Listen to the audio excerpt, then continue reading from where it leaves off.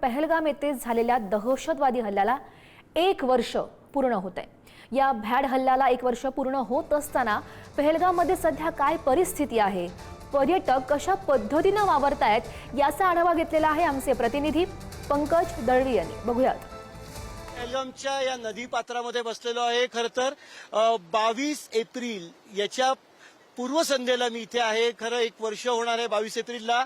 असं होत असताना नक्की पहलगाममध्ये काय परिस्थिती आहे, कसं वातावरण आहे, हे टीम पुढारी जाणून घेते आणि आपण पहलगामच्या या नदीमध्ये इथे आपण बसलेलो बघतोय।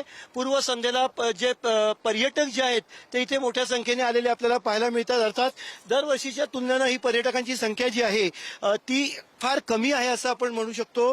पर्यटक मोठ्या संख्येने इथे नेहमी येत असतात, मात्र कुठेतरी बिनधास्तपणे पर्यटक जे आहेत ते इथे नदीमध्ये आनंद घेताना दिसत आहेत। आपण त्या पर्यटकांशी बोलण्याचा सुद्धा प्रयत्न करणार आहोत। मी या नदीतून बाहेर येतोय। पूर्वसंध्येला नक्की काय परिस्थिती आहे हे आपण पहलगामच्या नदीपात्रातून बघतोय। ते काही पर्यटक आहेत, आपण त्यांच्याशी बोलण्याचा प्रयत्न करणार आहोत की कशा पद्धतीने ते एन्जॉय करतायत। आपण त्या पर्यटकांशी बोलणार आहोत।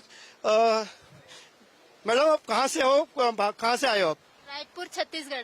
रायपुर छत्तीसगढ़ से हो। किस तरह से एंजॉय कर रहे हो? कल 1 साल हो रहा है पहलगाम हमले के लिए। खौफ लग रहा है कि या फिर रिवर में बहुत अच्छा एंजॉय कर रहे हो? बहुत एंजॉय कर रहे हैं, कोई डर नहीं है यहाँ पे अभी।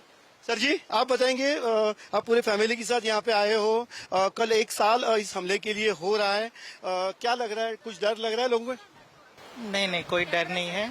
बहुत अच्छा माहौल है। माहौल बहुत अच्छा है, वेदर बहुत अच्छा है। कल हम लोग गुलमर्ग गए थे, आज पहलगाम में है, तो ओवरऑल नाइस एक्सपीरियंस। बघितलं 22 एप्रिलच्या पूर्वसंध्येला आपण पहलगामच्या या नदीवरून आढावा घेतला।